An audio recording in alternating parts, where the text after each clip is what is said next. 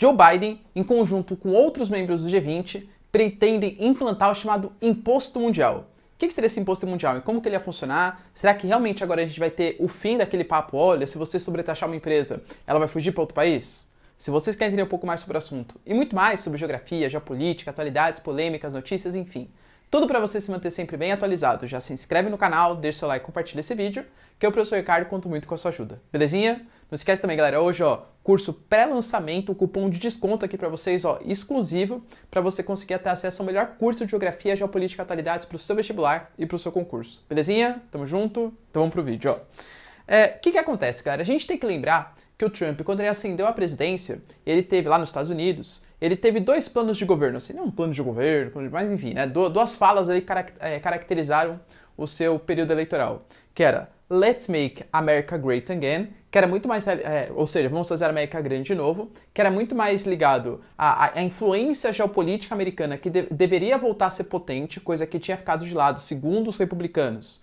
durante o governo Obama, e America First, ou seja, vamos pensar primeiro nos interesses americanos para depois pensar no interesse dos outros países. E dentro dessa proposta, estava em recriar empregos nos Estados Unidos. E realmente o Trump conseguiu fazer isso, tá? Ele conseguiu atingir uma mínima histórica de 3, 4% de desemprego nos Estados Unidos, que é, enfim, né, uma população, uma população economicamente ativa, extremamente relevante. E como que ele conseguiu fazer isso? Rebaixando os impostos sobre as empresas. E a empresa que ia se mudar para o México, para a China, etc., preferiu ficar nos Estados Unidos, porque, claro, a mão de obra é mais qualificada, os custos de produção estão baixos porque o imposto está baixo, a empresa fica nos Estados Unidos mesmo, tem acesso ao mercado consumidor muito mais interessante, né? Redes de comunicação, transporte muito mais eficientes.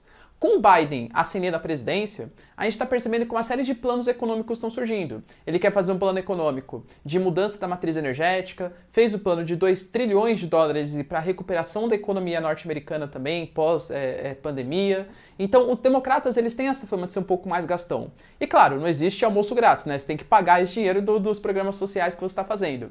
Da onde que vai vir esse dinheiro? Muito possivelmente da sobretaxa de grandes fortunas e de aumento das taxas nas grandes empresas também, tá?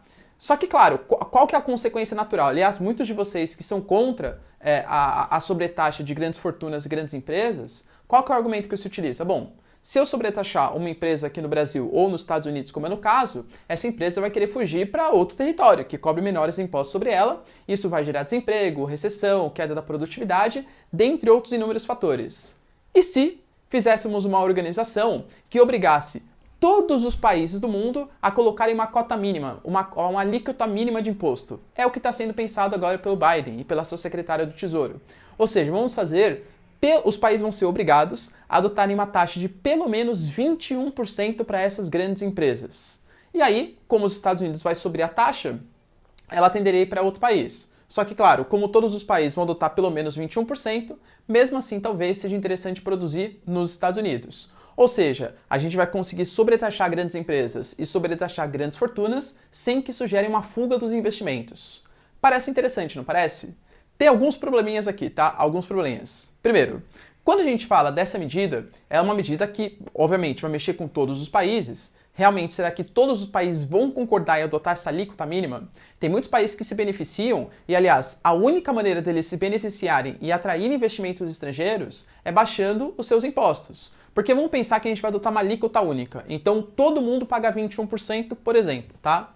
Se não é a alíquota de imposto, ou seja, o custo de produção, que vai fazer a indústria se interessar e, sei lá, ir para vamos pegar o Chile, vai? O Chile em detrimento dos Estados Unidos. Se o imposto é o mesmo, Chile e Estados Unidos, você acha que a empresa vai preferir produzir aonde? Muito possivelmente nos Estados Unidos. Porque, de novo, o mercado consumidor é maior, há maior disponibilidade de mão de obra, tem acesso ao Mar Mediterrâneo, ao Oceano Atlântico e ao Oceano Pacífico, as condições geográficas são mais favoráveis, rede de comunicação e transporte é muito mais eficiente. Então, se a alíquota de imposto ela é a mesma, isso vai fazer com que os países mais desenvolvidos, que oferecem melhores condições para a produtividade, seja melhor.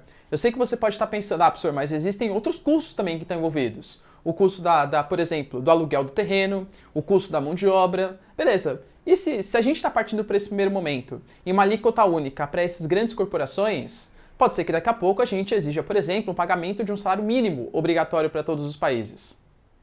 Pode ser que a gente obrigue, por exemplo, direitos trabalhistas mínimos entre todos os países. Pode ser que a gente obrigue, por exemplo, um aluguel do terreno mínimo para todos os países. Vocês percebem que se a gente iguala todas as condições, isso vai beneficiar principalmente os países que são mais ricos, os países mais desenvolvidos, que têm uma melhor condição de produtividade? Então, claro que é interessante para os Estados Unidos e para os membros do G20 econômico. E aqui eu digo alguns, tá? Para o Brasil não seria tanto, a Argentina não seria tanto, mas para os países ali, né? O G8, vai, o G7 mais a Rússia, seria mais interessante que tivesse essa organização, essa alíquota única. Então penso eu que pelo menos nesse momento, para os países emergentes e subdesenvolvidos, essa medida não seria interessante. É uma coisa que está sendo proposta, que está sendo colocada numa mesa de negociação para inicialmente igualar imposto de empresas. Mas quem sabe igualar imposto sobre grandes fortunas e fazer uma espécie de governança mundial baseada nessas grandes organizações, ONU, G20 econômico, etc. É um caminho próximo para o que está vindo aí no futuro. E você, galera, o que você pensa? É interessante? Porque, claro, se a gente conseguisse definir, acho realmente, né, que os empresários, tá, a galera mais rica, tem que contribuir mais para a sociedade, visto que eles geram mais valor, eles têm mais produtividade, então seria interessante se eles contribuíssem mais para questões sociais. Mas obrigar uma alíquota única para o mundo pode ser muito mais benéfico para países desenvolvidos. O que você pensa sobre isso? Deixa aí nos comentários, quero saber sua opinião. No mais, galera, espero que vocês tenham curtido o vídeo. Vão ficar atentos, tá? Qualquer coisa eu passo mais novidade aqui pra vocês. E é isso aí. Beijos, abraços e tchau. Até a próxima, galera. Falou!